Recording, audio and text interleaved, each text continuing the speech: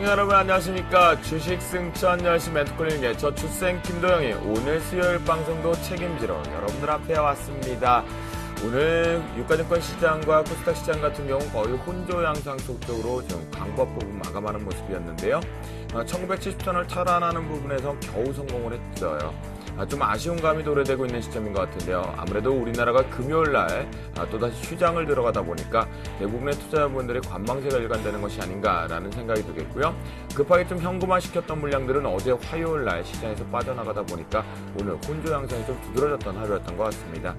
내일장 어떤 종목 그리고 오늘 시장에서 또다시 이 두 분들은 어떤 생각을 가지셨고 다음 전략을 어떤 것을 짰는지 살펴볼 필요가 있겠죠.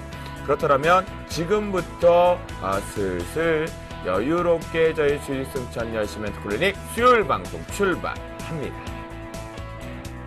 네, 여러분들 참여하실 수 있는 방법입니다. 전화상담 02-3153-2619번이겠고요.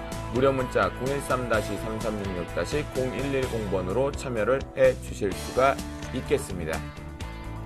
또한 여러분들 홈페이지를 통해서 참여를 해주실 수가 있겠는데요. www.sentv.co.kr로 들어오셔서 메뉴의 증권 메뉴에서 주식승천 코너를 클릭하시고 로그인 하시고 나서 오늘 출연하신 분 그리고 저 진행자 주식쌤 김도영이 콕콕 찍어서 질의해 주시면 속 시원하게 답변시켜드리겠다라고 말씀드리도록 하겠습니다. 그래요. 이번 주 여러분들 월요일과 화요일 날 저희 멘토분들이 많이 바뀌고 체인지되고 있다는 것을 좀 느끼셨을 것 같습니다. 그렇다면 이번 주 수요일 같은 경우도 어김없이 교체가 되지 않았을까라는 생각이 좀 드는데요. 오늘 이 야심한 밤에 저희 수요일 밤에서 스튜디오로 찾아오신 분들은 어떤 분들인지 화면을 통해서 먼저 인사드리도록 하겠습니다. 그저 그런 수익은 필요 없다. 철저한 기업 가치 분석을 통한 중장기 투자로 옐로우칩 중심의 초과 수익을 바라보는 김용준 전문가와 함께합니다. 좋은 종목보다 좋은 전문가가 더 중요하다. 4년간의 노하우로 초과 수익률의 이익 극대화 실현. 남은호 원장의 성공 투자 대응 지금 확인하세요. 수요일 방송, 수요일 밤을 책임지고 계셨던 우리 교수님하고, 그리고 월요일 방송을 책임지고 계셨던 우리, 주식계의 조교님이 오늘 방송을 책임지러 오신 것 같은데요. 주식계의 조교 앞으로 요즘 제대로 계좌가 조교 앞으로 오고 있는 것 같아요. 나무는 멘토. 월요일 방송에서만 뵙다가 오늘 이렇게 중간쯤에 변곡 구간에 수요일에 뵙게 됐거든요. 어떻게 지내셨어요? 참 좋네요. 수요일 같은 경우는 장이 이제 월요일부터 열리고 나서 일정 부분 지나가고 있으니까 예측이 좀 편한 상황인데요. 아쉽게도요. 저는 조교인데 교수님하고 같이 진행을 하다 보니까 일단 제가 코끼리를 냉장고에 넣는 방법은 아주 간단하답니다. 조교시키면 된다 그러는데 그렇죠. 제가 한번 넣어보겠습니다. 앞으로 수요일 좋은 진행, 좋은 분들과 함께 좋은 종목으로 계속해서 찾아뵙도록 하겠습니다. 네, 그래요. 나무는 멘토 역시 굿. 멋쟁이에요, 멋쟁이. 자, 그래요. 수요일 날 또다시 돌아오셨습니다. 척척박사 주식승천의 교수님이죠. 김현주 멘토, 한 주 동안 어떻게 지냈어요? 이제 바쁘게 지냈습니다. 요즘 진짜 시간이 없더라고요. 그러니까 바쁘게 지냈고 특히나 이번 주에는 이제 변화도 좀 상당히 많았고요. 그래갖고 그 변화들이 정말 어떻게 변하고 있는 건지 뭐 그 부분들 좀 체크하다 보니까 좀 상당히 좀 바빴습니다. 네, 그러셨군요. 상당히 바쁘게 보냈다라고 얘기를 하시는 것 같은데요. 근데 김영준 통 오늘 좀 더우셨나요? 벌써 여름의 느낌이 와요. 제가 원래 몸에 열이 많습니다. 원래 열에 몸이 많습니까? 그래요, 알겠습니다. 대신 저희 계좌는 더 연락해 좀 해주세요. 네, 알겠습니다. 그래요. 벌써부터 좀 기대가 좀 많이 되는 것 같아요. 우리 주식조교 나무는 멘토 그리고 우리 척척박사 주식계의 교수님 김용준 멘토와 함께 본격적으로 수요일 방송 지금부터 출발합니다. 검색창에 샘플러스를 입력하시고 전문가 방송에 접속하시면 서울경제TV 특급 전문가들이 여러분의 포트폴리오와 수익률을 책임집니다. 주식 투자 샘플러스와 함께하세요.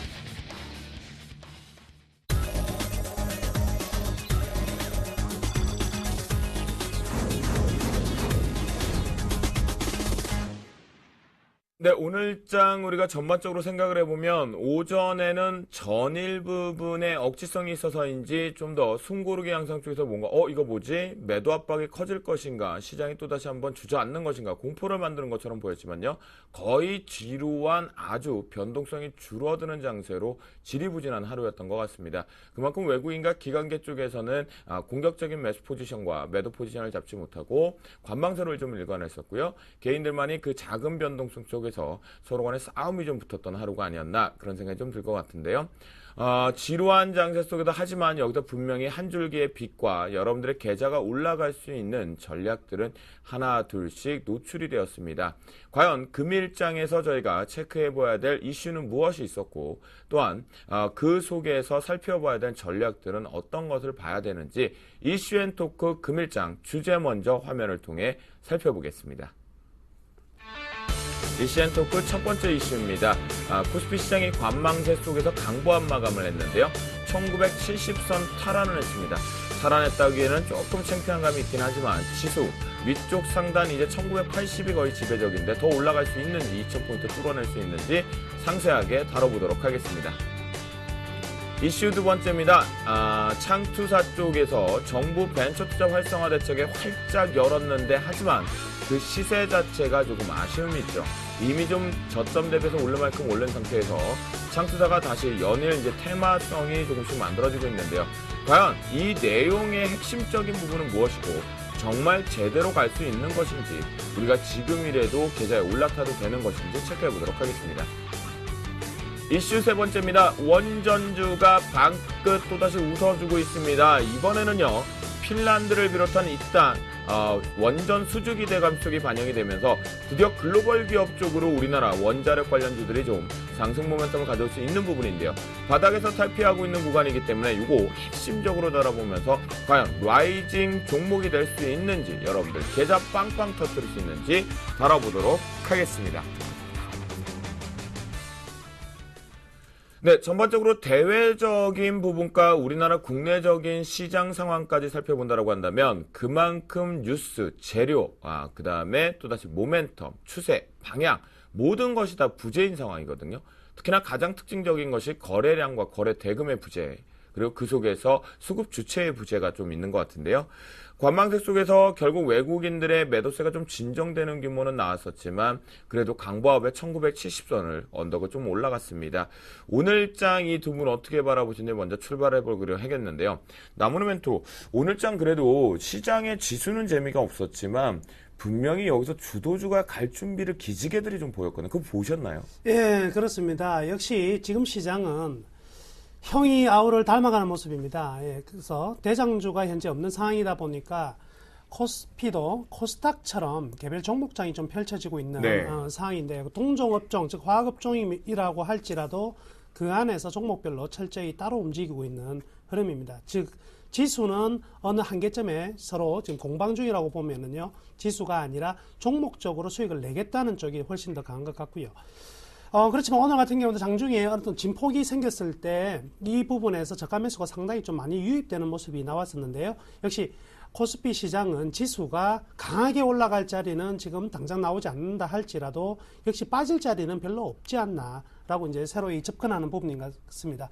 외국인들은 지금 들락날락하면서 아직까지 어떤 하나의 방향성을 보여주고 있는 상황은 아닌데요. 그렇지만 연기금은 지속적으로 이 매수에 가담함으로써 일단 전체적으로 지수의 안전판 역할을 톡톡히 해내고 있는 이런 장의 흐름입니다. 현재는 지수의 흐름, 우리나라 전체 장의 흐름보다는 철저히 개별 종목 장세니까 이런 개별 종목에 포커스를 맞춰서 투자를 하면 훨씬 더 높은 수익률이 나올 수 있는 구간이면 틀림이 없으니까요.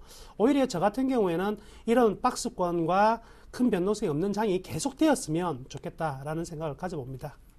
그렇군요. 결국은 이제 지수의 영향에 상관없는 종목 장세 쪽이라는 또 다른 새로운 패러다임을 읽었다라고 얘기를 좀 해주시는 것 같은데요. 그 속에서 연기금의 매수 지속성. 다음으로부터 하나만 더 여쭤볼게요. 최근에 시장이 전반적으로 여의도 쪽에서도 좀 얘기 나오고 있는 것이 연기금이 자금이 가장 많다. 그래서 연기금 종목 집중해야 된다라고 하거든요. 네. 그럼 지금부터라도 연기금에 정말 우리가 아이러브를 해도 되는지?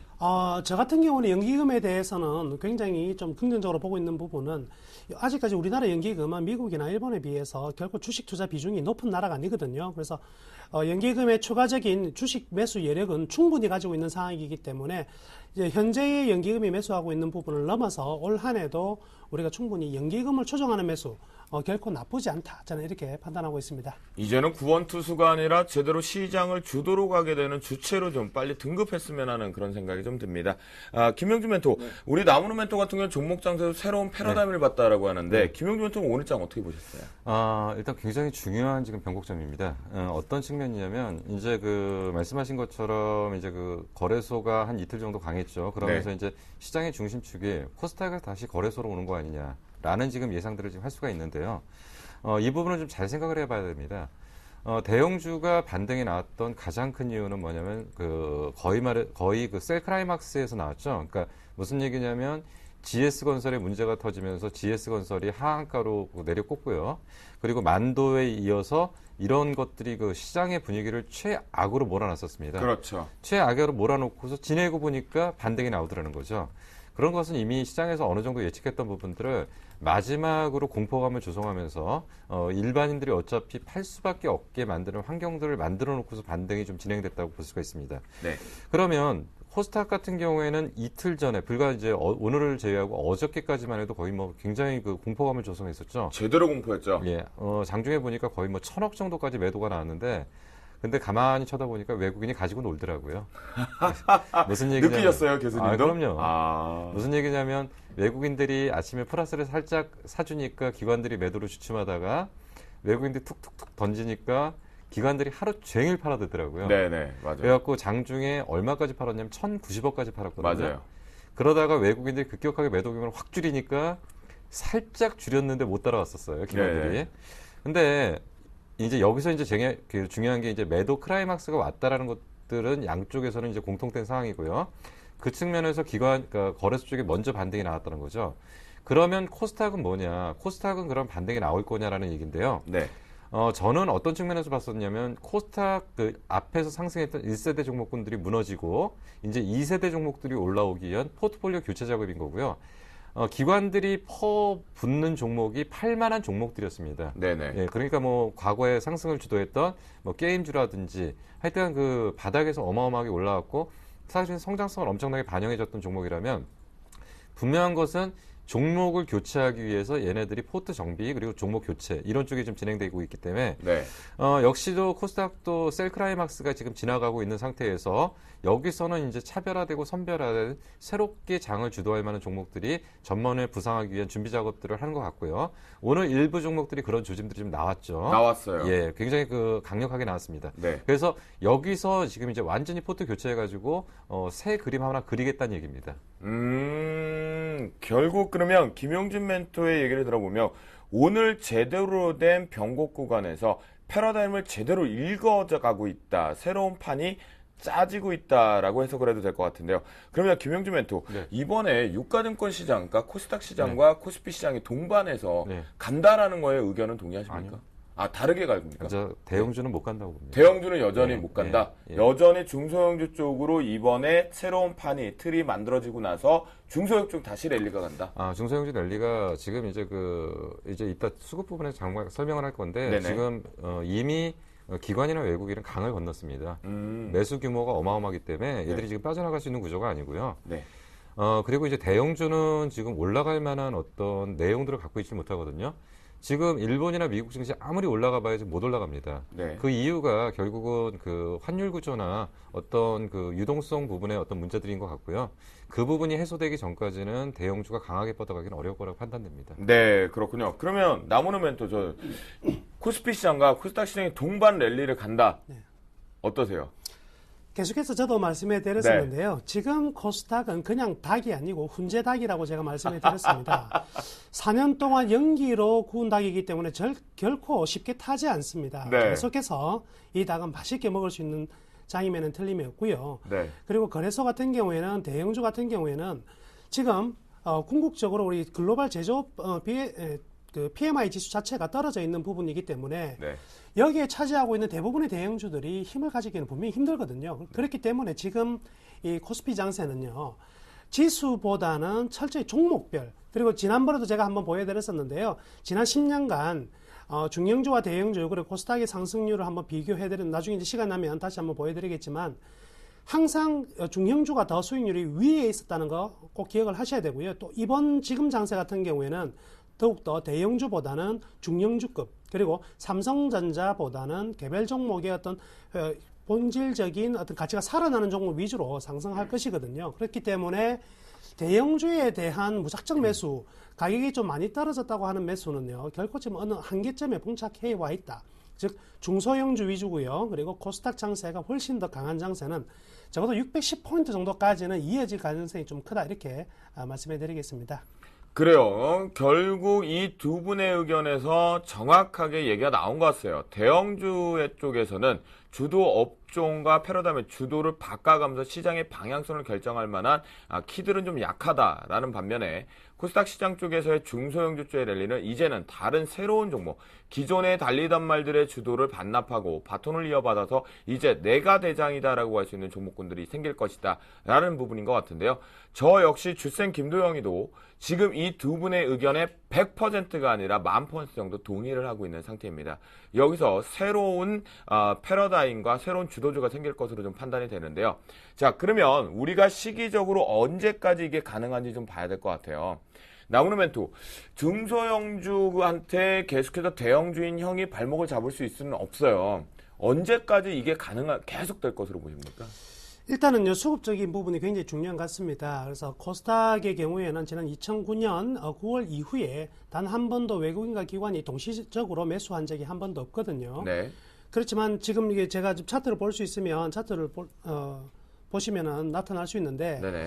2012년 구간만이 철저히 외국인과 기관이 동시에 매도도 매수도 하지 않은 구간이었습니다. 그렇지만 2013년 들면서 5년 만에 처음으로 외국인과 기관이 동시 매수에 나서고 있는 구간이거든요. 네네. 그렇기 때문에 이 수급이 완전히 둘 다 동시에 매도가 나오는 이 수급이 깨어지지 않는 이상은 분명히 랠리가 되어가는 도중에 분명히 큰 충격은 언제든지 나올 수 있습니다. 최근같이 4년수 떨어진 부분들이 있었는데, 이런 부분에서 하나의 큰 틀, 테마가 좀 변경될 수 있다든지 하는 그 가격적인 부분에서 이익실이 나오는 부분이 있겠지만은, 수급적인 문제가 불거지지 않는다면 아직은 미리 우리가 언제 정도 기간을 두고 떨어질 것이다 예측하기보다는 아직까지는 이 랠리를 즐겨라, 이렇게 저는 생각할 수가 있겠습니다. 올해 그러면 상하반기 모두 다 가능하다. 일단은 수급이 깨어지지 않는 현 상태의 어떤 경제 상황이 지속되고 정책들이 지속된다면 계속해서 코스닥 랠리 가능하다, 이렇게 저는 보고 있습니다. 네, 그래요. 그러면 우리 김용준 멘토를 통해서 수급적인 측면에 왜 이분들이 중소형주 쪽으로 집중력을 더 가져야 되는지를 좀 상세하게 좀 살펴보도록 하겠네요. 김용준 멘토님, 최근에 시소 게임들 많이 심해지고 있지만 이게 수급에 분명히 변화가 있어요. 수급적인 측면으로 좀 해석을 좀 해주시죠. 일단 뭐 대형주하고 중소형주를 나눠서, 그러니까 그 대형주는 그 거래소로 정리를 해드리고요. 네. 중소형주는 이제 코스닥으로 정리를 해드리겠습니다. 화면에 일단은 좀 표현이 좀 됐으면 좋겠는데요. 네네. 지금 여기서 보시면은 파란 부분이 이제 외국인의 매도입니다. 근데 정확하게 1월 1일부터 오늘까지 집계를 한 건데, 네. 숫자상으로 정확하게 외국인이 거래소에서 오늘까지 7조 6천억을 팔았습니다. 거래소에 7조 6천억이요? 예. 딱 1월 1일부터 오늘까지요. 물론 뱅가드 물량을 감안해서 외국인들의 매도 규모를 산정을 할 수는 있지만 상당히 공격적인 매도라고 일단 볼 수가 있습니다. 네네. 근데 이 부분의 상당 부분은 기관하고 이제 개인이 잡아갔는데, 기관이 5조 6천억을 샀는데 이 중에서 대부분의 자금은 연기금이 3조 원을 샀습니다. 그러면 여기서 뭐로 생각해야 되냐면, 우리가 항상 생각할 때 연기금이 사니까 올라갈 거야가 아니라요. 연기금은 어느 쪽 방향이냐면, 얘네들은 주식을 사서 위쪽으로 쌓아 올리는 쪽이 아니라 주식이 떨어지는 걸 받아내는 쪽이거든요. 네. 보통 주식시장이 정상적으로 가려고 그러면 투신이 쏴줘야지만 제대로 시장이 간다라고 보는 거죠. 무식하게 올리니까요. 그렇죠. 근데 연기금이 쏴가지고는 올라가는 경우, 항상 어떤 주식이든지 받쳐갖고 샀을 때 올라가는 경우도 별로 없습니다. 네. 그리고 지금 거래소 쪽에서는 삼성전자 이후에 시장을 이끌 만한 대형주가 지금 없다는 것도 지금 굉장히 문제고요. 그렇기 때문에 지금 세 가지 모멘텀의 부재죠. 수급도 안 되죠. 주도주도 없죠. 그리고 뭔가 땡길 만한 명분들도 없는 거죠. 그렇죠. 모멘텀 자체가 없죠. 예. 그러면 이제 그 코스닥으로 한번 똑같은 날짜를 적용해서 코스닥을 한번 들여보시면요. 네. 최근에 기관이 한 1,200억 정도를 팔았는데 어제 1,000억 정도 팔았고 오늘 한 200~300억 정도 팔았기 때문에 1,200억 팔았는데 아직도 1월 1일부터 현재까지 산 규모가 6,800억 거의 7,000억 정도 되는 거죠. 네. 그리고 외국인이 지금 9,000억 정도 샀습니다. 그러면 거래소보다 코스닥이 10분의 1 작은 시장이거든요. 그럼 이 시장으로 보면은 거래소 기준으로 보면 얘네들은 이미 16조, 17조 정도 쌓아놓은 거죠. 그 정도 산 거죠. 예. 네. 이거 못 빠져나갑니다. 이거 빠져나갈 수 있는 물량이 아니에요. 네. 그렇기 때문에 그러면 이 시장의 주도는 외국인이 된 거고요. 외국인 처음에 살살 사올리니까 기관들이 막 공격적으로 쏴 들어왔거든요. 그러다가 이제 최근에 기관들이 그 외국인의 어떤 매매 동향에 따라서 잠깐 물량을 좀 줄였는데 이 정도 물량이라면 이거 단기 게임이 아니고요. 이거는 전체적으로 주도하는 것들이 이제 그 중장기 펀드입니다. 중장기 펀드들이 주도를 하는 거고 네. 이거는 어느 때를 해석을 할 수 있냐면 투자를 오래 해보신 분들은 알겠지만은 90년도 후반에 어떤 일이 있었냐면 외국인들을 중심으로 한 저퍼혁명이 있었죠. 그 당시에 상당 기간 동안에 시장의 중소형주가 시장의 중심축이었고요. 네. 그리고 그 당시에 저퍼 종목들이 그러니까 뭐 만호재강인 이런 부동산을 많이 갖고 있는 종목들이 뭐 보통 바닥에서 10배씩 올라오는 그런 장의 패턴들을 좀 보였던 거죠. 네. 아마도 지금 현재 그 중소형주에 랠리는 그런 정도의 2~3년 정도를 기간을 두고서 새로운 성장의 모멘텀을 갖는 쪽에서 정부의 정책과 맞물리는 쪽에서 상당히 큰 수익을 주는 종목들이 집중되는 그런 종목들로 형성이 될 거기 때문에 잠깐만요.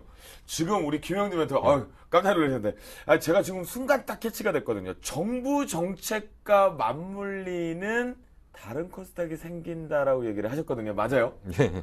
그래요? 그쪽으로 본다라면 어느 쪽으로 중심 가능성이 있다라고 보십니까? 이미 정부에서 그림은 다 그렸습니다. 근데 이제 지금 자꾸 이제 창투 쪽에 몰리거나 이런 쪽에 몰리거나 그런데 이거는 가면서 정책의 방향에 대한 얘기들은 계속 있는 거죠. 네. 근데 정책 수혜주는 몇 가지의 조건을 갖춰야 됩니다.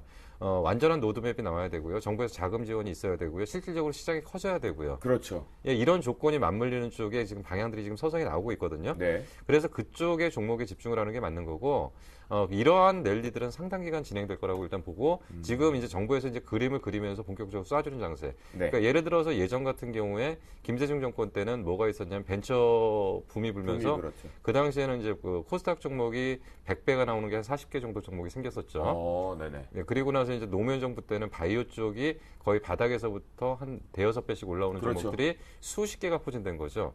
그러니까 이런 정도의 어떤 정책의 방향이 나올 거라는 겁니다. 그렇군요. 그러면 지금 코스닥 쪽에서 보신다라면 수급과 주도 종목군 쪽을 형성해서 지금 현재 주도주 섹터들 중에 다시 그래도 꾸준하게 유지될 수 갈 수 있는 섹터 쪽은 어느 쪽으로 보고 계시나요? 유일하게 지금 이제 요번에 그 무너진 쪽에서 바이오 쪽은 가능하다고 봅니다. 다만 지금 우리가 알고 있는 바이오는 아닙니다. 예, 우리가 지금 보고 있는 바이오는 아니다. 예. 새로운 바이오가 생길 것이다. 지금 바이오에 대한 것들을 좀 잘 정리를 못 하신 것 같은데요. 네. 대부분들. 그래서 이제 뭐 아직도 뭐 젠백스니 뭐 이런 얘기들을 하시더라고요. 그렇죠. 마크로젠, 예, 젠백스 뭐 등등 얘기하시죠. 근데 아마도 지금 당장은 아니고 이제 분명히 지금 요번에 그 같이 쓸려 내려갈 땐 다 같이 쓸려 내려갈 겁니다. 네. 그리고 나서 이런 것들이 이제 어느 정도 바닥이 형성되고서 상당 기간 몇 달 정도 지나고 나면 아마 바이오의 새로운 어떤 큰 그림들이 나올 겁니다. 그래서 이제 그런 것들은 그 전체적인 그림에서 아직까지는 좀 빠르기 때문에 지금 설명드리기는 어렵지만 바이오는 분명히 시장의 중심축입니다. 네, 그래요. 알겠습니다. 그러면 저희가 중소형주가 왜 수급적인 측면에 이만큼 중요한지, 그리고 빠져나가려면 아무래도 지금 부근에서 물량을 받아주는 주체가 있어야 되는데, 아까 외국인과 기관의 수급을 우리 코스닥 쪽에서 김용준 멘토가 잡아주셨는데요. 거기에 반대적으로 보면 정말 정작 사고 지금까지 코스닥에 집중했던 개인들은 다 계속해서 매도로 일관했다라는 거예요. 그만큼 지금 수급의 부재 속에서 외국인과 기관은 받아줄 주체가 없다라면 중소형주 랠리 계속 시작될 것 같습니다. 다음 이슈 한번 좀 보도록 하겠습니다. 창투사가 정부 벤처 투자 활성화 부분에서 또다시 한번 테마주 쪽으로 계속 나오는데요. 사실 지금 우리나라 코스닥 같은 경우는 테마 자체가 지금 부재다라고 보셔도 무방할 것 같은데요. 이 벤처 투자 활성화, 창투사 좀 가볍거든요.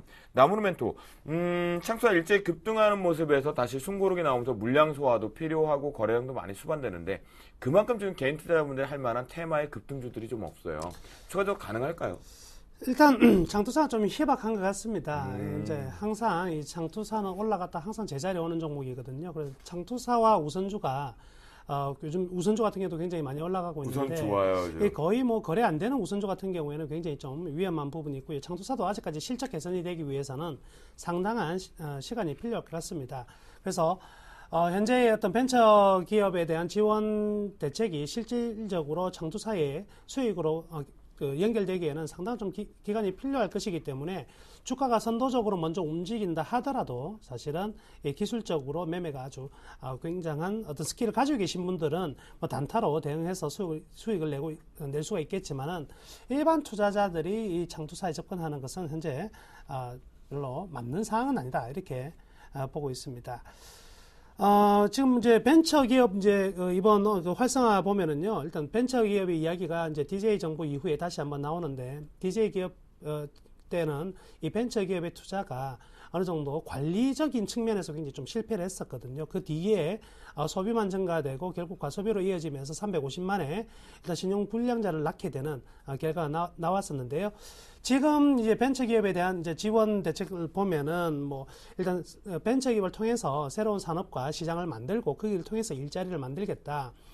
벤처 기업들이 전부 다 융자를 통해서 하다 보니까 굉장히 좀 리스크가 커졌는데 융자가 아니라 이제 투자 쪽으로 이제 방향을 가기 위해서 여러 가지 세제 혜택을 준다든지 이런 부분에 대해서 이제 나오고 있는 것 같습니다. 그래서 미래창조 펀드라든지 결국 이제 돈이 없으니까 펀드를 계속해서 만들어내겠다 이런 내용들이 나왔는데 네. 사실은 지원책보다 더 중요한 것은 관리를 어떻게 하느냐가 중요한 것 같습니다. 그래서 꼭 필요한 기업들에 대해서 지원이 돼야 될 것이고요.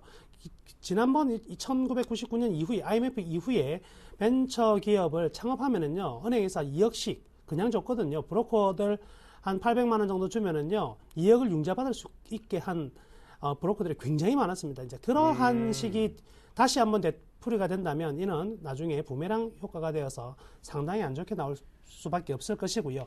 일단 원칙적으로는 이제 박근혜 정부가 일단 공약에서 내세웠던 부분에 미래창조에 대한 부분들이 한 개씩 이제 나타나고 있는 부분인데요. 여기에서 실질적인 이제 기업의 수익이 나타나기 위해서는 어느 정도 이제 기업의 기술력이 어느 정도 되는지 그리고 시장의 파이 어떻게 커지는지를 우리 꼭 다시 한번 살펴봐야 된다 이렇게 말씀해 드리겠습니다. 네, 그래요. 그러면 남으면 또 이 벤처 창투사 쪽의 시세 차익 자체는 트레이딩 관점이고 좀 더 공격적으로 빠르게 치고 빠지는 전략의 매수 매도를 반복해야 될 것 같은데요.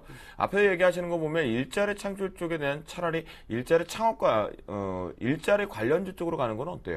예, 저는 이제 그 부분은 무리가 없는 것 같습니다. 결국 이 취업을 즉 실업자를 없애기 위한 정책이 있거든요.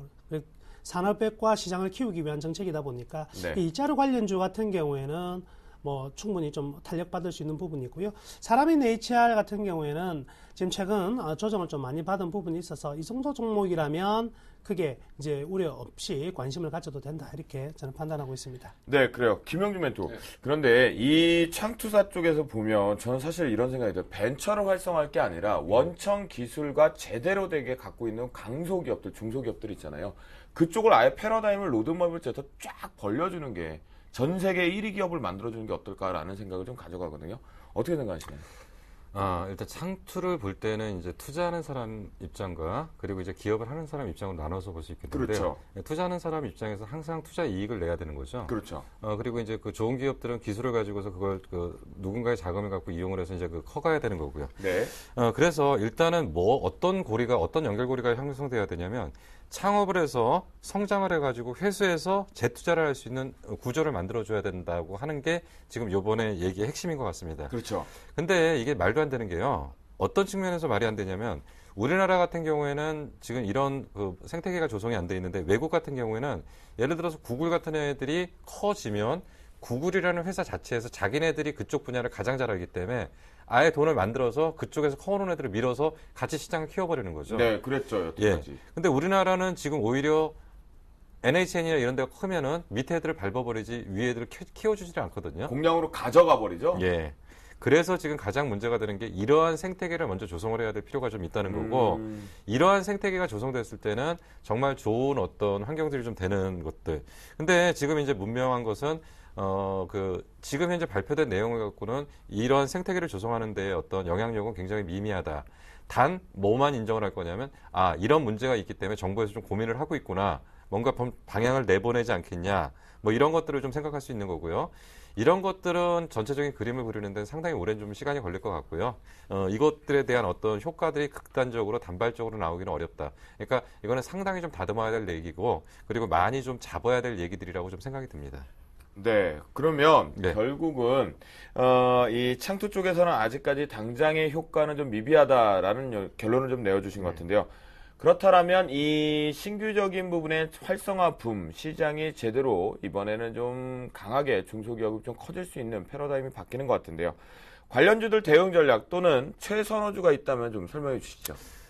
일단 창투 관련주는요. 우선적으로 창투사에서 어떤 과정을 그러니까 정말 기술력 있는 기업들을 아래서부터 키워가지고 끌고 오는 사례들은 거의 없습니다. 결국은 이제 그 거의 성장해서 어느 정도 이제 그 시세 차익이 날 수 있는 직전에 거의 창투들이 투자를 하기 때문에 결국 창투 투자의 가치는 뭘로 평가를 해야 되냐면 얼마나 좋은 기업을 많이 투자해 놓냐가 관건인데 지금 국내 창투에서는 눈에 띄는 데가 그렇게 많지는 않은 것 같습니다. 근데 이제 한 두 군데 정도를 선정할 수 있는 게 창투 투자의 원조격이 뭐냐면 KTB 투자증권이죠. 네. 얘네들이 원래 그 KTB 창투로 해가지고 창업투자 출신이죠. 예, 거의 이쪽에 대해서는 상당한 노하우를 갖고 있었고 네. 성공 사례도 많았고 실패 사례도 많았습니다. 최근 증권주의 움직임보다 이쪽의 움직임이 강한 이유는 증권주로서 어떤 분리돼서 움직이는 것은 아니고 이런 쪽에 대한 부분이 좀 부각되면서 좀 움직이는 걸로 일단 보이고요. 그리고 이제 그 이민주 회장이 갖고 있는 회사죠. 에이티넘 인베스트먼트 거예요.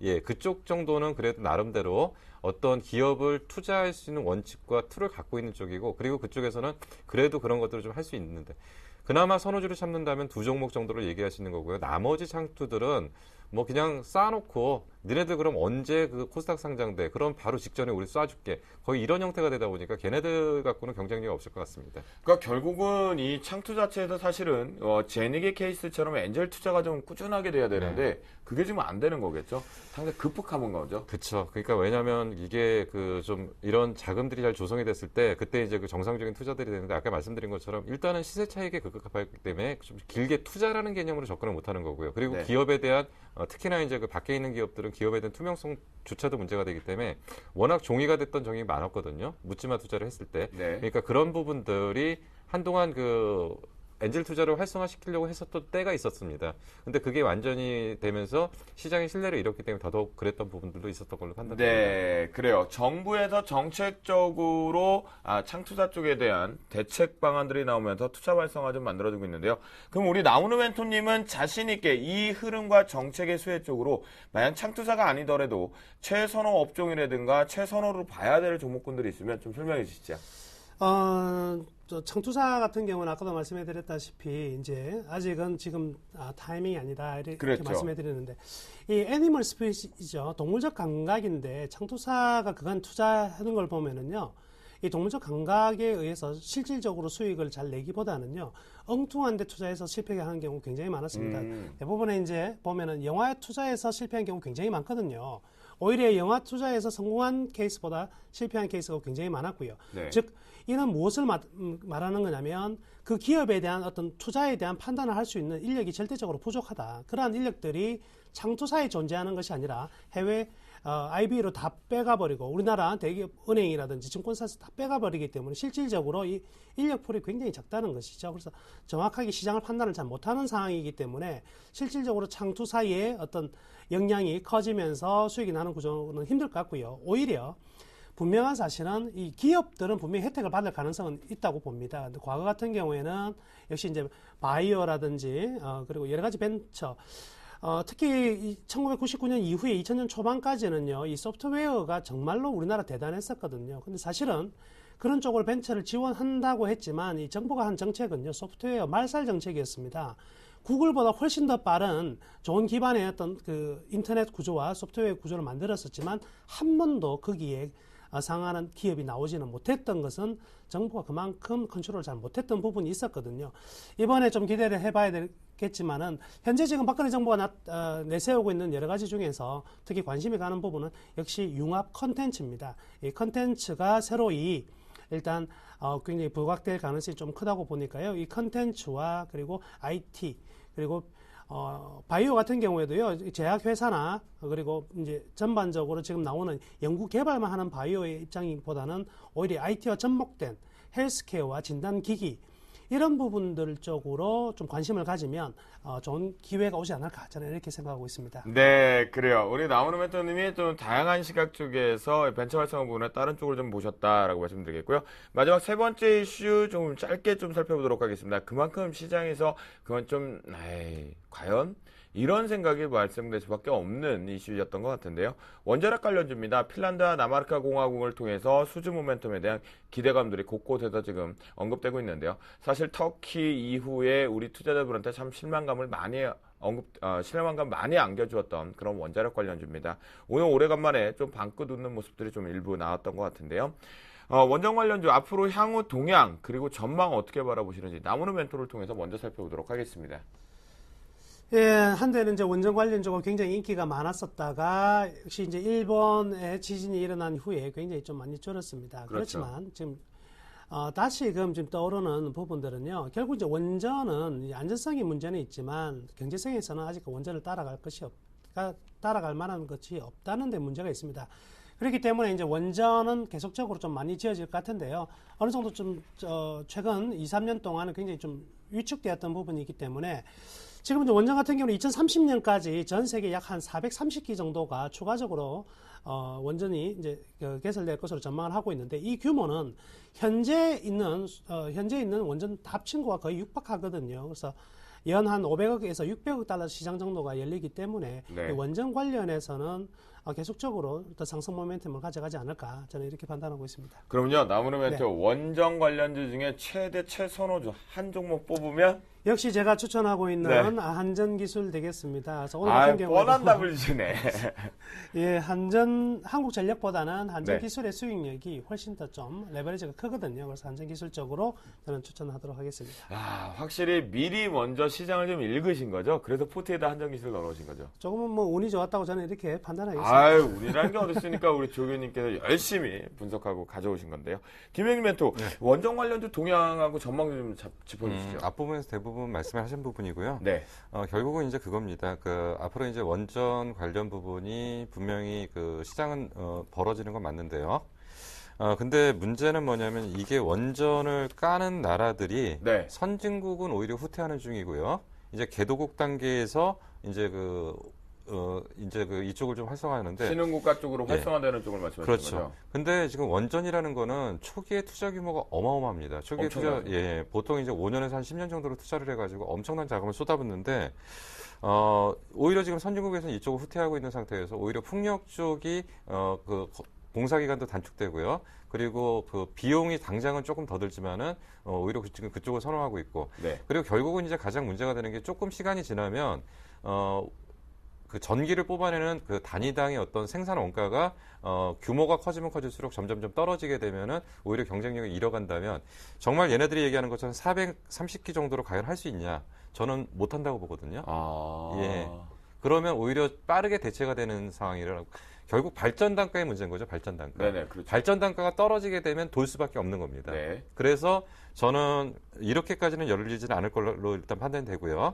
그렇다고 본다면 오히려 이쪽보다는 다른 쪽을 보는 게 낫지 않나 생각이 듭니다. 그래요. 김영주 멘토와 나무노 멘토의 내용은 이제 430기 정도 추가 원전 전망에 긍정적이긴 하지만 현재 이 부분을 가지고 추가적으로 테마를 만들어 급등을 예전과 같게 만들어내기는 부족하다.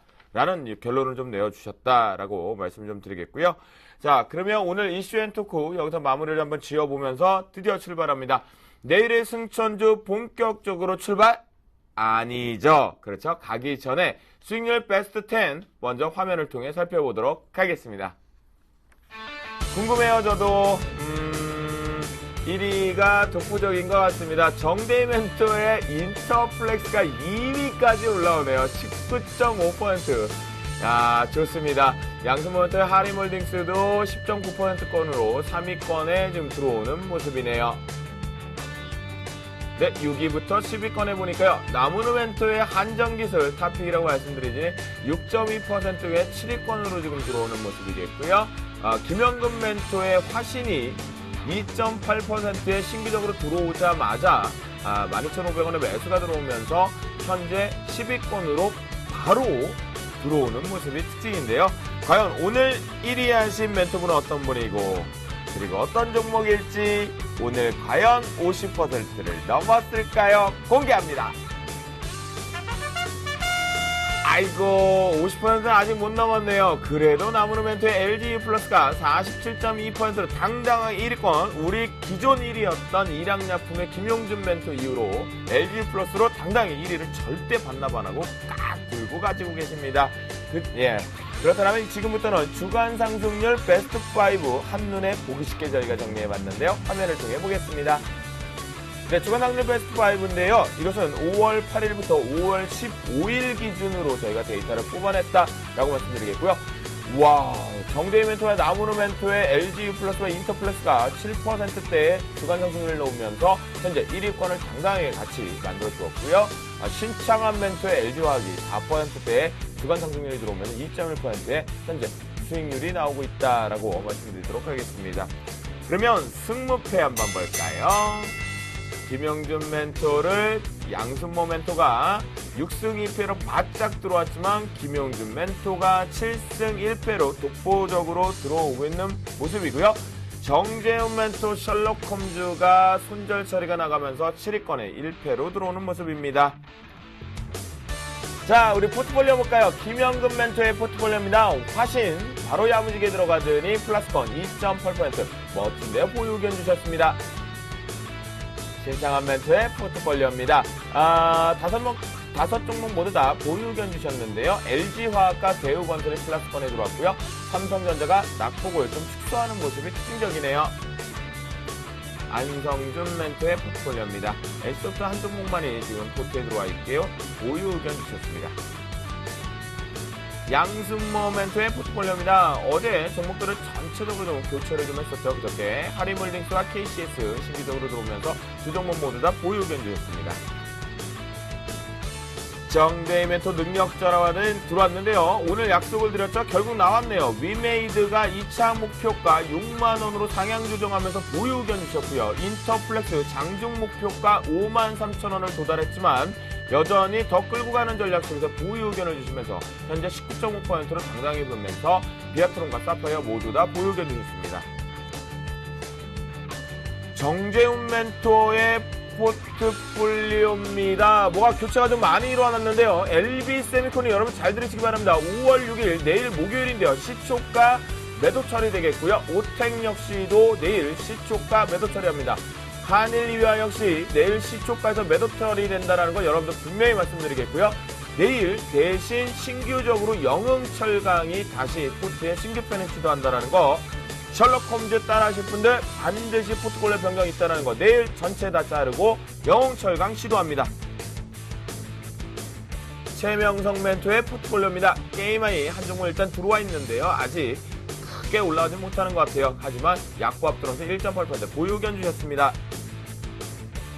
네, 우리 교수님 김영준 멘토의 포트폴리오입니다. 하이비전 시스템이 신규적으로 들어오고 나서 조금 쉬어가는 모습이 나왔는데요. 마이너스 6.9%대 지금 기록하고 있지만 잠시 뒤에 좀 살펴보도록 하겠습니다. 네, 나무노 멘토의 포트폴리오입니다. 5종목 모두 다 지금 꽉 차 있는데요. 와우, 플러스권으로 들어온 GS 리테일까지 1.1%대 가장 약하지만 수익률 모두 전원 축하드린다 말씀드리며 잠시 뒤에 리뷰 포인트에서 핵심적으로 다뤄보도록 하겠습니다.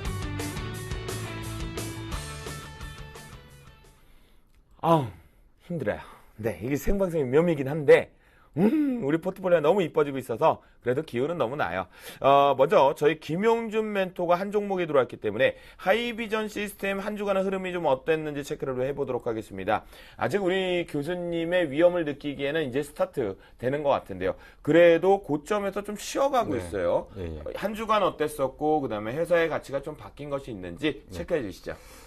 일단 하이비전 시스템 같은 경우에 이제 제일 먼저 말씀드렸던 포인트가 사실 카메라 모듈 검사 장비 쪽에서 상당히 실적이 괜찮음에도 불구하고 오버행 이슈 때문에 그동안 못 움직였던 부분들을 이제는 좀 반영해 줄 거다.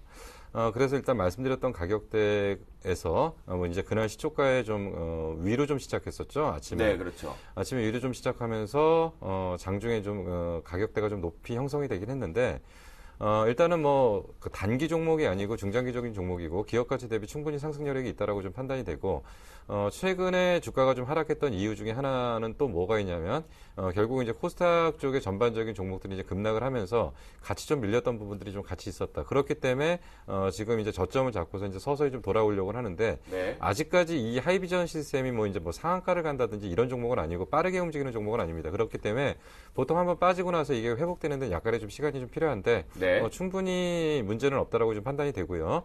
그리고 좀 시간을 갖고 보신다면 원하는 어떤 정도의 충분한 실적은 나올 거라고 수익은 나올 거라고 기대하기 때문에 조금 더 보유하시는 게 낫다라고 판단이 됩니다. 그럼요. 당연하죠. 우리 그 포트의 1위 이제 내주셨지만 클리너 약속까지 키우는 하이비전 시스템 여러분들 같이 한번 좀 더 지켜봐야 되지 않나 그런 생각이 좀 듭니다. 포트가 꽉 차 있습니다. 저희 나무누멘토 주식 쪽이요. 언제 이렇게 플러스권까지 그냥 다 언제 이렇게 조용히 그냥 오신 거예요? 그러면 말입니다. 주식 투자 역시 제가 뛰어다닌다고 되는 것이 아니고요. 시장이 어느 정도 이제 주식 그 기업에 반응을 하느냐, 그 주식을 사고 싶은 욕망이 어느 정도 커지느냐에 따라서 주가가 올라갈 것이고요. 항상 좋은 종목은요, 항상 중간에 시련은 있지만은요, 실패는 없습니다. 그래서 항상 좋은 종목 발굴이 가장 중요한 부분이 될 것이고요. 제가 가지고 있는 종목들 한 개씩 이제 리뷰를 한번 해보도록 그러니까요. 하겠습니다. LG 플러스가 당당하게 계속 1위를 유지하면서 세 종목이나 지금 순위권에 올려놓으셨거든요. 지금은 하나, 둘씩 시작해볼까요? 예, 우선 골프존부터 먼저 하겠습니다. 네네. 골프존 같은 경우에는요, 지금 굉장히 이제 중요한 부분이 지금 전개되고 있습니다. 전고점이 이제 기술적인 부분인데요. 지난번에도 설명해 드렸었지만 골프존이 이제 단순히 이제 스크린 골프만을 하는 회사가 아니라 종합적인 골프 포탈로 가기 위한 준비를 하고 있다. 여러분 주변에 보시면 예전에 알바트로스라든지 여러 가지 이제 그 스크린 골프 굉장히 많았는데요. 지금 90% 정도로 전부 다 골프존으로 바뀌어가고 있거든요. 이제 완전한 독점이고요. 중국 진출에 이어서 이제 일본 진출 모색하고 있는 부분과 국내 골프장에서의 직접적인 영업들이 지금 가속화되고 있는 부분이 있기 때문에 성장 가능성 충분히 있는데요. 네. 기술적으로는 지난 고점, 작년 12월 달의 고점을 넘어서는 부분이 나왔기 때문에 이 부분에서 지지를 받는다면 한 단계 더 레벨업 하면서 8만 원대까지도 진행이 가능할 것으로 저는 판단하고 있거든요. 네. 그래서 이 부분이 가장 중요한 부분이고요. 조정이 거의 이제 끝나가는 부분이니까 일단은 계속적으로 저는 보유를 권해드리도록 하겠습니다. 네. 두 번째 GS 리테일인데요. 일단 성수기에 진입이 되었습니다. 그렇지만 우리가 5종목밖에 가지고 갈 수밖에 없기 때문에 일단 내일로서 포트에서는 제외가 되는데요. GS 리테일이 포트에서 제외되는군요. 네, 그렇지만 가지고 계신 분들은요, 지금 이제 상승할 수 있는 적절한 타이밍이기도 하고요. 정말 신규적으로 추천해도 아깝지 않은 종목이면은 틀림이 없습니다. 현재 좋은 흐름들 성수기에 맞이했기 때문에요. 가져가셔도 중장기적 관점으로 가져가셔도 전혀 문제가 없고요. 다만 이제 우리 포트에서는 제외를 하게 된다 이렇게 말씀해 드리도록. 그러면 중장기적으로 가지고 계시는 분들은 내일 포트에서 제외하지 않나 GS 리테일 단기적으로 목표가 어디까지 끌고 예, 갑니까? 단기적으로 1개월 목표가 한 1개월에서 여름이 되기 전까지니까요. 한 네. 32,000원에서 33,000원 정도까지는 충분히 이제 나올 수 있지 않을까 저는 이렇게 판단하고 있고요. 네, 시청자 여러분들 체크해 보셨죠? 그다음 LG 플러스 한번 들어볼까요? 자, LG U 플러스는요, 좀 너무나 좀 좋은 상황입니다. 제가 통신주를 그때 이제 추천하면서 10년 동안 움직이지 못했던 통신주가 한번 움직이게 되면 정말 원가 개념이 별로 없는 부분이라고 말씀해 드렸었거든요. 그렇기 때문에 계속해서 추세를 타고 있는 부분이고, 그렇기 때문에 좀 더 추가적인 상승 나올 것으로 저는 기대를 하고 있고요. 그래서 계속적으로 끌고 가고 있는데요. 이름이 좋은 것 같습니다. 자, U 플러스가 이만큼 잘 나가는 것처럼요. 저는 이름이 굉장히 좋은 게 샘 플러스도 아주 좋습니다. 그래서 샘 플러스와 U 네. 플러스 이름만 들어도 뭔가 찡하지 않습니까? 행복해요. 앞으로 센이라는 이름도 너무 좋고요. 갑자기 떠오르는 생각이 있는데요. 이름 참 잘 지어야 됩니다. 과거에 증권회사 중에서 제일은행에서 만든 증권회사가 있었거든요. 이름하여 일은증권인데요. 이름 보세요. 절대 돈을 딸 수가 없죠. 일은증권입니다. 그래서 이제 문 닫았습니다. 그래서 이름 잘 지어야 되는데요. 네. 저희 샘 플러스, U 플러스 다 플러스죠? 좋습니다. 계속해서 가져가도록 하겠습니다. 나오는 멘트는 이래서 살아갈 수밖에 없는 것 같아요. 다음 한전기술 볼까요? 예, 오늘 좋은 내용 나왔죠. 예, 한전기술 이렇게 원전 관련은 좋은 내용 나왔고요. 아직까지 전체적으로 기관들을 굉장히 좋아하고 있는 종목이기 때문에 추세에 타고 있는 이상 좀채 수급이 한 번에 깨어지지 않는 이상은 추가적인 상승 충분히 가능할 것으로 판단하고 있기 때문에 계속적으로 보유하도록 하겠습니다. 네, 마지막으로 GKL 설명해 주시죠. 예, 이제 환율 부분이 역시 이제 우리가 엔화의 약세가 우리나라 경제에 굉장히 좀 충격이 와닿는 것은 있지만은요, 기분 좋게도요, 중국 같은 경우는 2008년 이후에 외압에 의해서 일단 환율이 본격적으로 약간의 개방적 환율로 바뀌어져 나가고 있다는 사실이죠. 그렇기 때문에 우리나라 환율 강세가 굉장히 좀 우려가 된다. 이렇게 볼 수가 있지만 위안화 역시 다시 강세로 가고 있는 부분이거든요. 그래서 아무래도 중국발 소비 증가에 따라서 계속적으로 좀 호재받을 가능성이 크기 때문에 일단 GKL도 계속적으로 좀 보유하도록 하겠습니다. 네, 그래요. 지금 두 분의 포트폴리오 점검까지 한 상태인데요. 나무르멘토가 한 종목이 지금 빠져나가는 GS 리테일이 내일 포트 제외된다라는 거 여러분들 체크해 볼 수가 있었던 것 같습니다. 자, 그렇다면 지금부터 저희 프로그램의 꽃, 네, 주세모 김도영 얼굴처럼 가장 늘 보고 싶은 거죠? 네, 아니라고요? 그래도 채널 고정하시면서 내일의 승천주 지금 바로 화면을 통해 공개합니다. 내일의 승천주입니다. 나무르멘토 SK 하이닉스 가지고 나오셨고요. 김영주 멘토 주성 엔지니어링을 가지고 나오셨네요. 네, 여러분들 참여하실 수 있는 방법이죠. 전화상담 02-3153-2619번이겠고요. 무료 문자 013-2366-0110번으로 참여를 하실 수가 있습니다. 현재 두 종목 또는 포트에서 궁금한 게 있으시면 포트 종목분들에서 실세 없이 쉼틈 없이 바로 연락 주시면 저희가 속 시원하게 답변 드린다 말씀드립니다. 네, 그러면 저희 김용준 멘토의 주성 엔지니어링부터 승천주 이제 출발해 보도록 하겠습니다. 네. 일단 오늘 저 주성 엔지니어링을 가지고 나온 내용은요.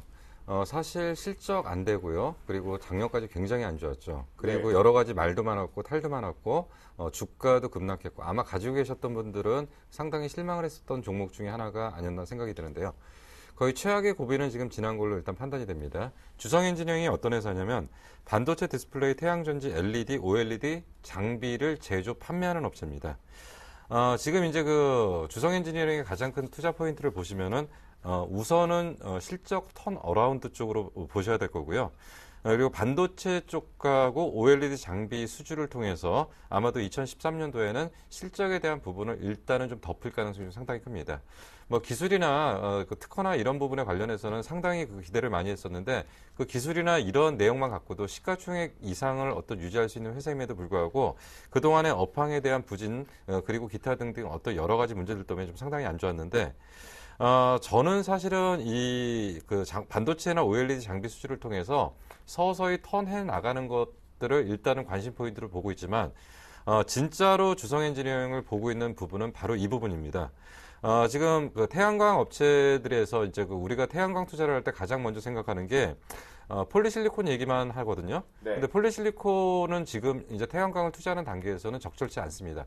이미 태양광의 모든 라인업이 구축된 상태에서 발전소에 들어가는 발전 장비 쪽을 봐야 되는 거고요. 그리고 지금 발전소, 발전 장비는 지금 어느 쪽으로 들어가냐면 방막형으로 들어가는 겁니다. 방막형으로 들어가는데 이 방막형 장비는 보통 결정형 장비에 비해서 한 10배 정도 비싼 상태이고요. 그리고 발전소, 발전 장비에 대해서 풀세트로 납품할 수 있는 유일한 업체 중에 하나입니다. 주성 엔지니어링이. 아하, 만약에 이게 터진다라고 한다면 주성 엔지니어링의 주가는 상당히 크게 움직일 수도 있는 회사입니다. 그래서 이제 포인트는 뭐냐면 OLED 장비나 반도체 장비 갖고 이제 그럭저럭 해서 이제 실적은 턴을 시켜놓고요. 그리고 이제 화석 연료 발전 단가와 그리고 태양광 발전 단가에 대한 손익분기점이 돌파하는 시기에 본격적으로 이쪽에 대한 비중들이 확대되면서 유럽 경기가 살면서 태양광에 대한 투자가 시작될 수 있는 초기 국면이라고 한다면 이런 부분에 대한 모멘텀을 하반기에 좀 기대한다면 상당히 괜찮은 성과를 얻을 수 있다라고 판단이 되기 때문에 지금 내용을 좀 말씀드린 거고요. 네. 매매 전략을 바로 그냥 갑니다. 매수가는 그냥 현재가 매수하시면 될 것 같고요. 네. 그리고 손절가는 지금 이제 차트를 보시면서 좀 설명드릴게요. 네네. 지금 이제 손절가를 이제 5,700원 정도로 잡은 이유가 뭐냐면 앞에서 올라올 때 한 번 충격을 받으면서 지지를 했다가 끌어올린 자리고요.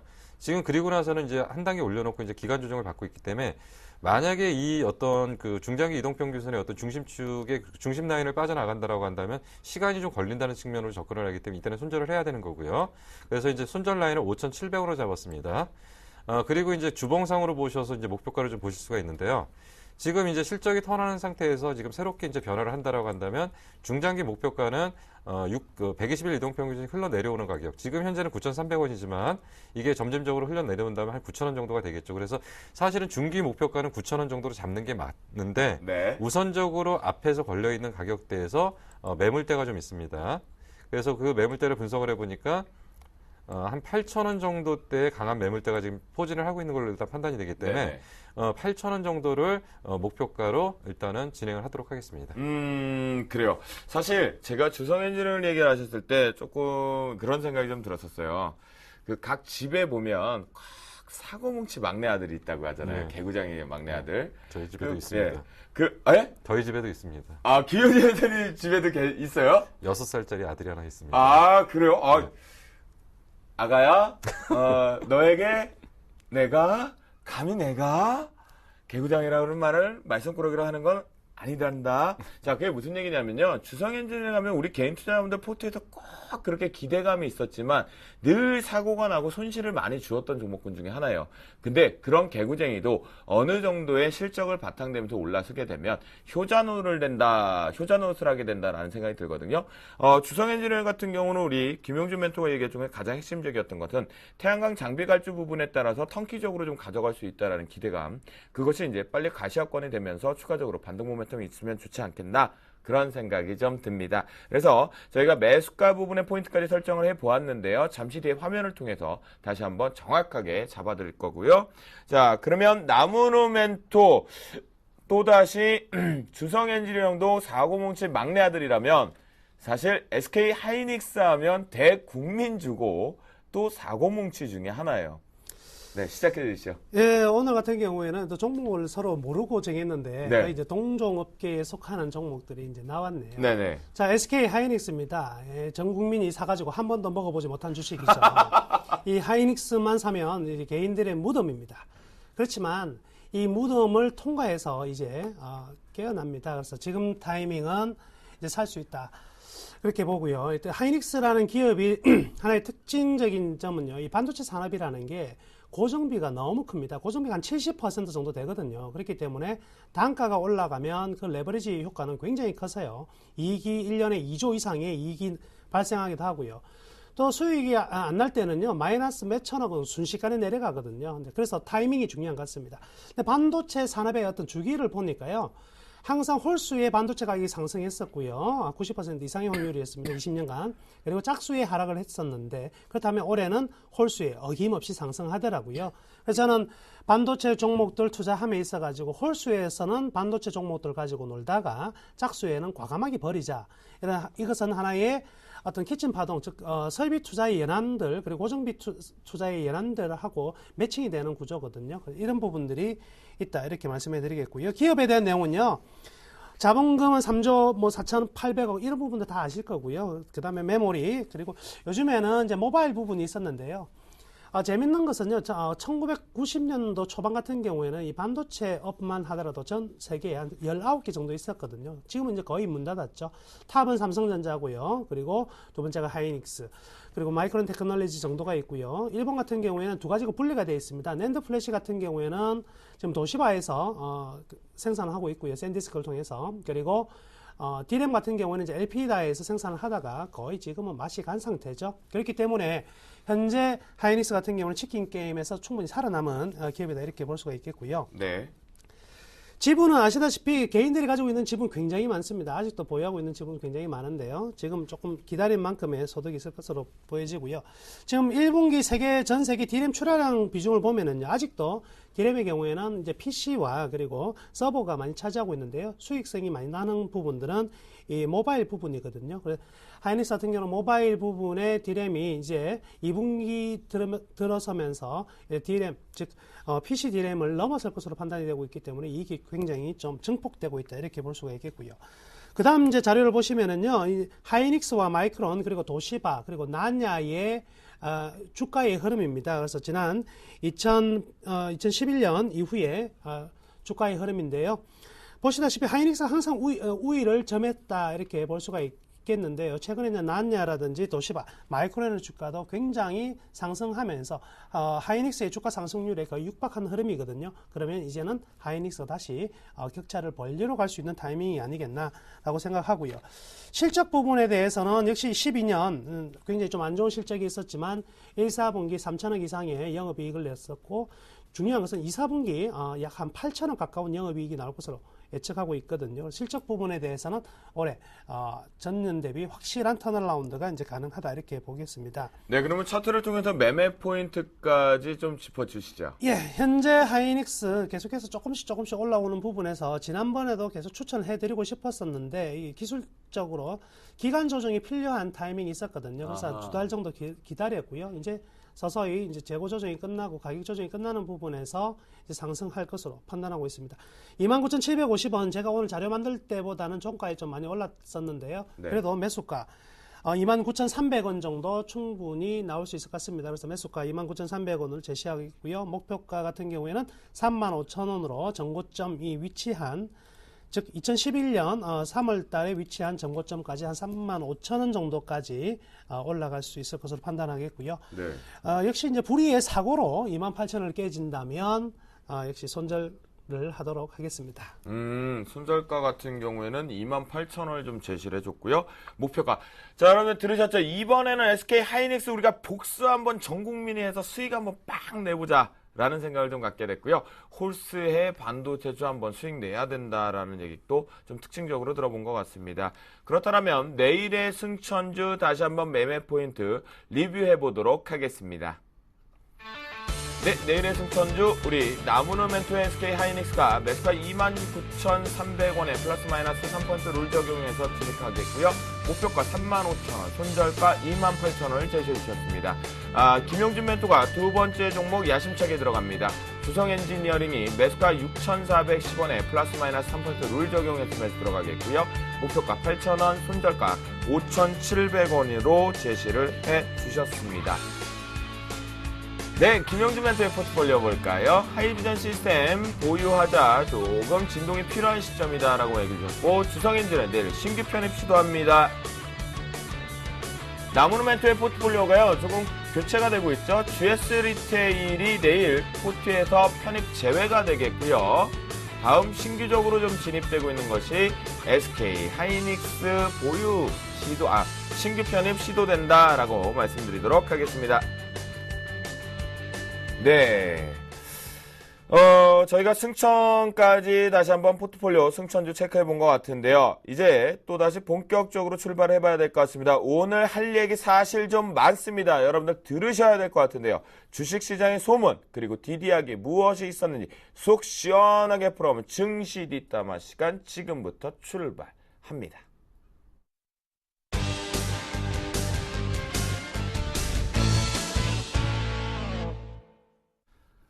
제가 사실은 지난 금요일날 고급정보라는 표현으로 찌라시가 돌았던 것이 저한테도 하나가 들어온 게 좀 있었습니다. 코스닥에서 20개 기업이 주가 조작 혐의에 포착이 되었고 그중에 실제적으로 모두가 다 20개 기업이 혐의가 완벽하게 포착이 되었다. 그래서 줄줄이 수사 진행이 될 것이다라는 얘기가 지난 금요일날 돌았었는데요. 결국 오늘 또다시 하나가 좀 터졌습니다. 어흥방송, 또 검은토마토, 또 저기 뭐 이상한 BS 방송 뭐 등등 지금 줄줄이 방송에서 출연하고 있는 전문가를 비롯해서 방송 관계자들까지 연루설까지 들고 있는데요. 오늘 결국 코스닥 대표이사가 같이 공모해서 주가 조작 혐의로 검찰에 완벽하게 기소가 되는 현상이 또다시 나왔습니다. 이 뇌관 더 터질 대로 했는데요. 제가 그래서 오늘 저희 김상민 PD를 비롯해서 저희 사업부 쪽에도 분명히 얘기했던 게 뭐였냐면 서울경제 쪽에 이런 문제 있느냐 없느냐 물어보려고 전화했었거든요. 그럼 난 방송 안 하고 그냥 나가겠다. 그만두겠다. 라고 강소를 하면서 강력히 얘기했는데요. 나무노멘토 증권범죄 합동수사단이 대대적으로 이젠 안 되겠다라고 하면서 칼 들이댄다고 하거든요. 이거 근절해야 되지 않겠습니까? 네, 당연하게 근절해야 되는 거죠. 네. 이게 개인 투자자들 피 빨아먹는 놈들입니다. 정말 해서는 안 되고요. 미국 같은 경우에는 이런 경제범의 경우에는 처벌이 굉장히 크거든요. 그런데 우리나라 같은 경우에는 굉장히 솜방망이 쳐버리죠. 그러다 보니까 더욱더 활개를 치는 모습인데요. 자, 이런 것도 있는 것 같습니다. 이제 이렇게 계속해서 정부나 이 관계기관에서 단속도 해서 처벌을 강화해야 되는 부분도 있지만 투자자 여러분들도 이런 종목이 좀 조심해야 될 필요가 있겠고요. 그래서 제가 저의 이제 그 소개 때 나오는 것은요. 그래서 종목보다 더 중요한 게 전문가입니다. 전문가가 예를 들어서 어떤 사람이 내가 작전하는 사람을 알고 있다. 작전하는 사람은요, 자기 아버지도 작전하는지 몰라요. 이미 그런 것들은 다 소문이 빠져나갔던 부분이고요. 조종하는 애들 다 따로 있고, 그러면 결국 말려드는 거거든요. 항상 상식이 통하는 곳에서 머물러 있어야 됩니다. 그리고 여기에 뭐 증권 전문가도 이제 가담이 되었고, 그 사업체 같은 경우에 사장도 이제 관여가 되어 있는데요. 항상 말씀해드리지만 사장이 얼마나 자기 회사를 운영하는데 자신이 없었으면 이런 데까지 결탁을 하겠습니까? 두 번 다시 쳐다보면 안 될 것이고요. 증권 전문가가 전문가들 중에서도 이렇게 주가 조작에 가담한다. 얼마나 종목을 골라낼 수 있는 자신감이 없었으면 직접 이렇게 하느냐라고 생각해 본다면 여러분들이 좀 더 신중한 판단. 물론 결국에는 어쩔 수 없이 우리 개인들이 피해를 받을 수밖에 없거든요. 그래서 여러분들이 많이 좀 신중한 판단을 하셔가지고 해야 될 것 같고요. 정부의 그리고 관련 기관들의 좀 강력한 처벌을 좀 있었으면 좋겠습니다. 저는 사실 그래요. 이 기사를 좀 읽으면서 내가 직업 자체를 잘못 선택한 것이 아닌가라는 생각이 좀 되면서 많이 위축되거든요. 한마디로 쌍으로 묶여갖고 서로 양아치를 대우잡을 받을 수밖에 없는 상황까지 오고 있는 것 같은데요. 사실 그 생각이 듭니다. 정말 좋고 정말 제대로 갈 기업이라고 하면 저 같으면 저 혼자 할 것 같아요. 네? 진짜. 그렇죠. 일단 사장이 회사를 운영할 생각이 없는 거죠. 저 사장도 자신이 없고요. 이 좀 도덕적인 문제가 너무 좀 큰 것 같습니다. 이런 부분. 네, 김영준 멘토. 이 도대체 이거 어떻게 해야 될까요? 그 주식시장에서는 어쩔 수 없는 필요악이죠. 그렇죠. 예. 사실은 필요악이라고 할 수밖에 없죠. 그리고 지금 작전이라는 단어에 대한 정의부터 좀 내리는데 네. 대형주도 작전 없이는 못 움직입니다. 그렇죠. 엄연히 따지면 다 작전이죠, 사실. 그러니까 작전이라는 범위가 이제 불공정 거래를 통해서 남한테 피해를 주는 사례가 있고요. 아니면 정상적인 어떤 수급의 틀을 짜가지고 기업이 적정 가치로 돌아가게 만들어주는 역할을 하는 것들이 있고요. 네네.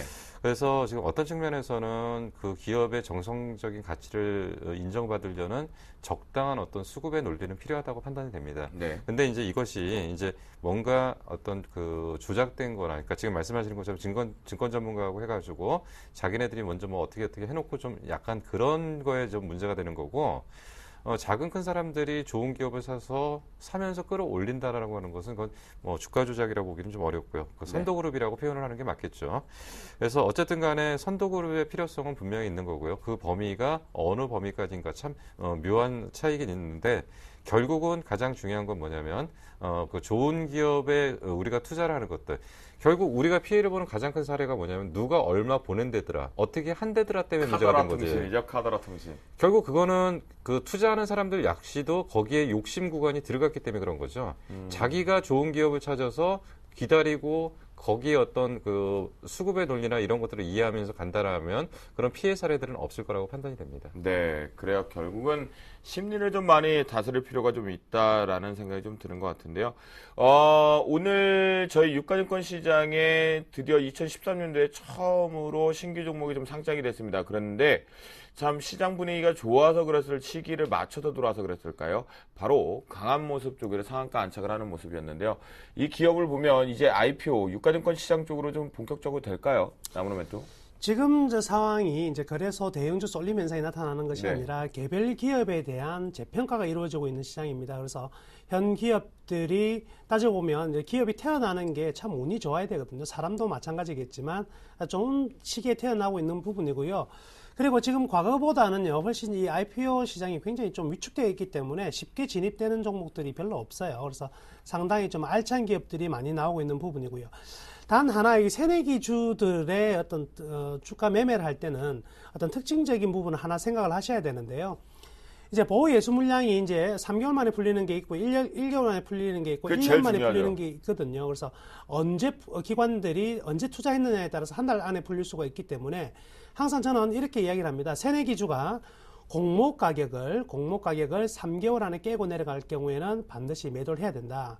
그래서 3개월 안에 깨고 내려갈 경우는 통상 1년까지 주가가 못 올라가는 경우가 많더라고요. 이제 늘 그래 왔었거든요. 매물이 새로운 매물을 막 낳게 되고 로스커스, 손절매가 다시 한번 다른 손절매를 이끌어내는 이런 흐름들이 많이 나타났기 때문에 새내기주는 3개월 동안은요, 반드시 자기 공모가 정도를 지켜주는 정도를 확인하고 들어가도 늦지가 않다. 지금 같은 상황에서는요, 새내기주들의 어떤 그 내용들이 너무나 좋은 상황이긴 합니다. 그렇기 때문에 뭐 투자에 어떤 나서도 되겠지만은 항시 이제 새내기주들은 항상 이쁘게 포장하고 화장한 아가씨와 같거든요. 새로운 새 신부와 마찬가지이기 때문에 너무 화장을 많이 하고 들어온 기업들도 많습니다. 그래서 우리가 신혼여행을 갔는데 선을 보고 한 거죠. 화장을 너무 많이 해가지고 정말 이쁜 여자와 결혼하고 나서 첫날밤 보내고 나니까 와이프가 없더라.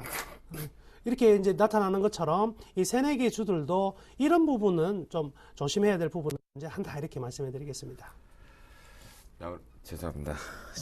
정말 죄송합니다. 예, 저는 연애도 안 하고 있는 관계로, 그런 건데. 김혜경부터 제가 좀 사실은 좀 궁금한 게 있어요. 이 새내기주 같은 경우 매매 스킬이 좀 있을 것 같거든요. 이것만은 꼭 지키자. 나무는 멘토는 3개월 동안 공모가를 하회하면 안 된다. 빠져나가야 된다라는 의견을 주셨는데요. 김용준 멘토만의 이 신규 상장주들 매매 트레이딩 팁이 있다면 하나 정도만 오픈해 주시죠. 예전에는 이제 그런 패턴들을 좀 많이 봤는데, 이제 가장 먼저 봐야 될 게 이제 저거죠. 보호예수 물량이죠. 네네. 보호예수가 원래는 첫 번째 우선순위죠. 보호예수 물량과 보호예수 물량이 없을 때는 보통 이제 BW나 이런 식으로 해갖고 물량을 전환시킬 수 있는 물량들을 안고 넘어오는 경우들이 있죠. 네네. 그래서 결국은 폭탄이 날라올 수 있는 물량이 있냐 없냐부터 체크를 해야 됩니다. 그래서 수급적인 부분을 먼저 체크를 하는 것이 가장 중요하고요.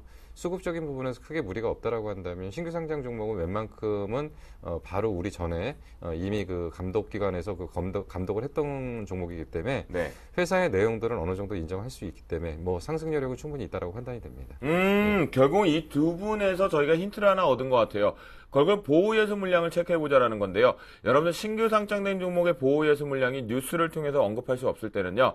바로 전자공시 시스템에 들어가셔서 바로 체크를 해보면 보호예수 물량의 기관까지 그리고 총수량까지 나온다는 거 적어놓으시면 좋을 것 같겠습니다. 그래요. 저희 증시 다운 시간 여기서 마무리를 접으면서 내일장 전략 지금부터 출발합니다. 검색창에 샘플러스를 입력하시고 전문가 방송에 접속하시면 서울경제TV 특급 전문가들이 여러분의 포트폴리오와 수익률을 책임집니다. 주식 투자 샘플러스와 함께하세요.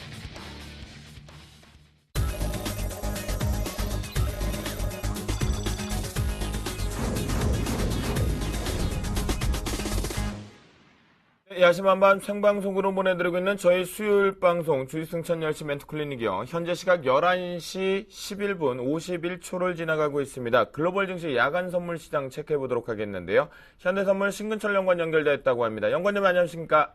안녕하세요. 네, 반갑습니다. 조금 전에 뉴욕 증시가 개장을 했는데요. 경제지표 자체가 부정적으로 나오면서 조금 위축되고 있는 모습입니다. 현재 어떤 모습 보여주고 있는지 살펴주시죠. 네, 지금 뉴욕 쪽은 금일 발표된 경제지표들의 부진으로 약세로 장을 시작했습니다. 5월 뉴욕 제조업 지수와 생산자 물가 지수, 그리고 산업 생산 모두 예상을 하회하는 결과를 발표했습니다. 이에 따라 뉴욕의 제조업 활동이 위축된 결과를 발표하면서 최근 증시 상승 지속 가능성에 걸림돌로 작용하는 모습입니다. 명일 저녁에는 미국에서 건축허가 건수, 고용지표, 제조업지표 등 주요 지표들이 예정되어 있습니다. 이에 따라 이들 결과들의 연속성을 보면서 증시 방향성을 바라보시는 게 좋을 것 같습니다.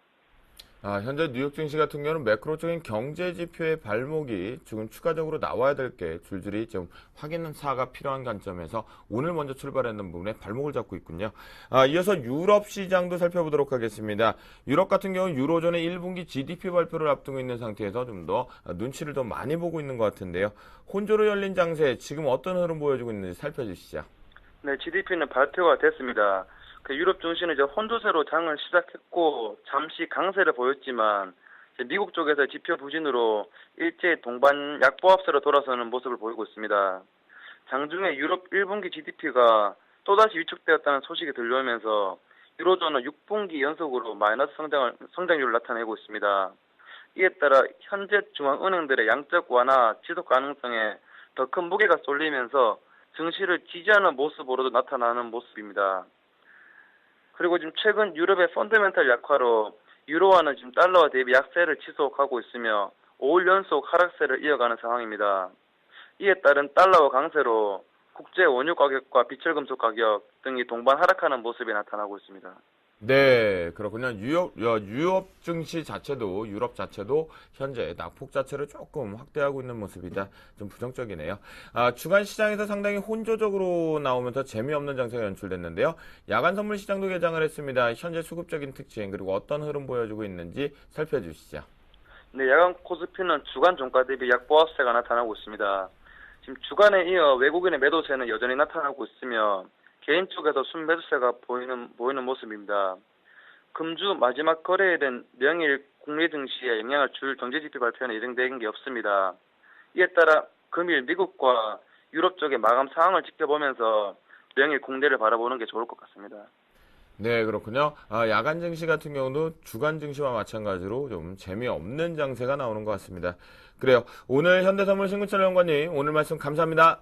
감사합니다. 네. 그러면 내일장 전략 지금부터 상세하게 좀 들어가 보도록 하겠습니다. 나무는 멘토를 통해서 먼저 살펴보도록 할까요? 내일장 우리가 이것만은 지키자, 이거는 체크해보자. 출발해 주시죠. 역시 제일 첫 번째 이야기는요, 지수보다는 종목에 집중하자. 이렇게 말씀해 드리겠습니다. 지수 같은 경우에는 지금 뉴욕 지수 같은 경우에도 기술적인 어떤 한계점, 좀 저항이 되고 있는 부분이고요.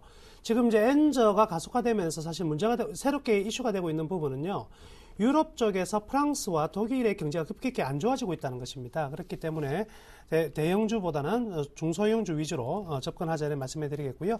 코스닥은 충분히 좀 추가 상승 가능할 것 같습니다. 그래서 코스닥 같은 경우에는 LED 관련 종목들도 문제없이 가져가자 이렇게 말씀해 드리겠습니다. 그러면 내일 유가증권 시장으로 볼까요? 코스닥으로 볼까요? 코스닥이 나을 것 같습니다. 코스닥으로 보고 내일 금 코스닥 중에서 LED 쪽 보자. 예, LED 쪽이 좀 추가적인 관심 가져도 될 것 같습니다. 그래요. 여러분들 체크해 주셨죠? 김영준 멘토 내일장 전략 봐야 될 거 핵심적으로 짚어주시죠. 예, 내일 하루를 보고 접근할 것은 아닌 것 같고요. 네. 지금 앞부분에서 분명히 설명드렸지만 시장은 지금 분명히 변화하고 있습니다. 그래서 이 변화하는 시점에서 짧게 단기 수익을 낼 것이 아니라 좀 길게 가져가서 제대로 된 수익을 낼 수 있는 포트를 지금 심어가는 작업이기 때문에 포트 편입에 지금 집중을 하셔야 될 필요가 좀 있지 않은가 좀 생각이 들고요. 참고적으로 지금 이 방송을 통해서 이제 감사의 말씀을 좀 한번 드리겠습니다. 제가 이제 지난 시간에 분명히 약속드렸던 게 회원 모집이 마감되는 게 한 3-4분 정도 남았다고 그랬는데 네.